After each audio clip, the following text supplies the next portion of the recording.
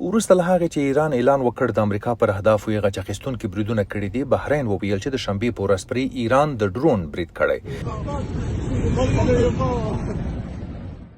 د امریکا معتبر ورځپاڼې واشنګټن پوسټ د جون په 28مه نیټه په یو راپور کې لیکلي دا د جګړو د بیا تودېدو نښه ده چې ښایي د اوربند هوکړه له ازموینې سره مخ کړي، په داسې حال کې چې دواړه لوري د یوې پراخې سولې په اړه خبرې اترې کوي.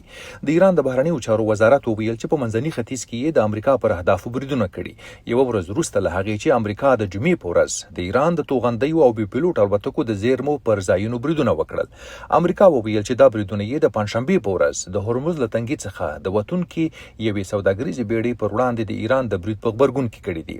دواړو لورو یو بل د اوربند د هوکړې پر ماتولو تورن کړي، هغه هوکړه چې د همدې میاشتې په پیل کې د دواړو هیوادونو ترمنځ د تفاهم لیک په لاسلیک سره ټینګه شوې وه.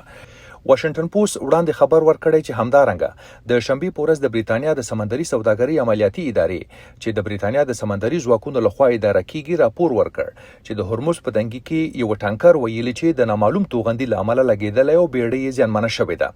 ادارې وویل چې د بیړۍ ټوله عمله خوندي ده. تر اوسه هیڅ چا د دې پیښې مسؤلیت نه دی منلی. دا په وروستیو څو ورځو کې دوهم ځل دی چې په هرمز تنګي کې یوه بیړۍ تر برید لاندې راځي.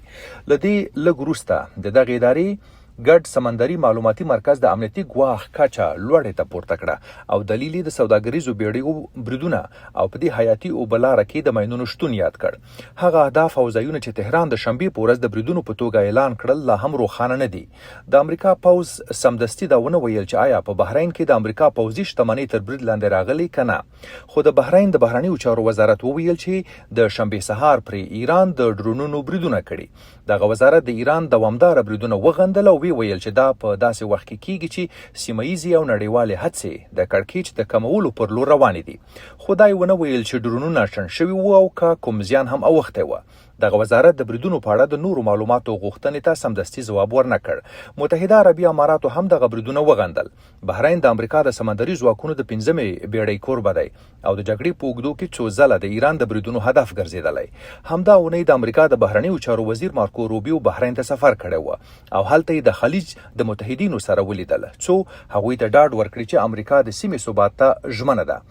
دا وروستۍ نښتې وروسته له هغې رامنځته شوي چې د امریکا او ایران مذاکره کوونکو د جګړې د پای ته رسولو لپاره د 14 مادو یوه هوکړه لاسلیک کړه چې د ځینو خورا ستونزمنو موضوعاتو د حل لپاره یې د 14 ورځو نورو تخنیکي مذاکراتو ته لاره هواره کړه. په وروستیو ورځو کې سوداګریزو بیړیو یو ځل بیا د هرمز له تنګي څخه تګ راتګ پیل کړی، هغه تنګی چې پخوا د نړۍ شاوخوا 15مه برخه تیل او ګاز ترې تېرېدل. خو لا هم سمندري تګ راتګ د جګړې له مخکینۍ کچې څخه ډیر ټیټ دی. دا لا هم روښانه نه ده چې د کړکېچونو زیاتوالی به د جګړې د پای ته رسولو پر نازکې هوکړې او د هرمز له تنګي څخه د بیړیو پر تګ راتګ څه اغیز وکړي.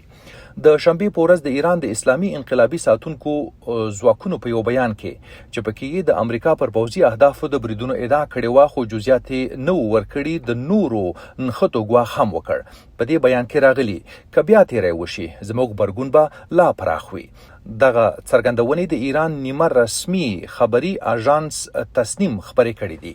بل پلو د امریکا مرستیال ولسمشر جی ډي وینس د جمعې په ورځ په ایکس په یو پوسټ کې وویل که ایران د تفاهم لیک د عملي کېدو په څرنګوالي اختلاف لري نو کولی شي ټلیفون وکړي. هغه زیاته کړه تاوتریخوالی به په تاوتریخوالي ځواب شي. مجاهد جواد، سرچینه، واشنګټن ډي سي.